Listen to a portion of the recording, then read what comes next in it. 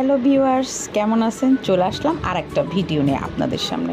আশা করি সবাই ভালো আছেন। আমাকে একটা কাস্টমার হুট করে ফোন দিয়ে বলল, আপু, আমার বেবির বয়স 5 মাস, কিন্তু আপনাদের এই পুতুল লেহেঙ্গাটা আমার অনেক পছন্দ। আমি শিওর না যে বেবিকে পরালে কোনো সমস্যা হবে কি না, ওই জন্য আপনাকে ফোন দিলাম।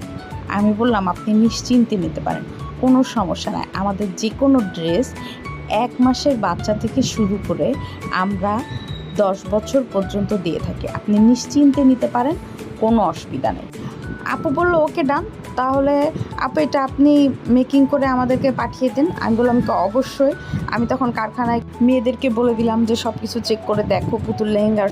আমার কাছে মনে হয় একটা বিজনেসের মূল সূত্র হওয়া উচিত কাস্টমারের সাথে গুড রিলেশন, এর উপরে আর কিছু না।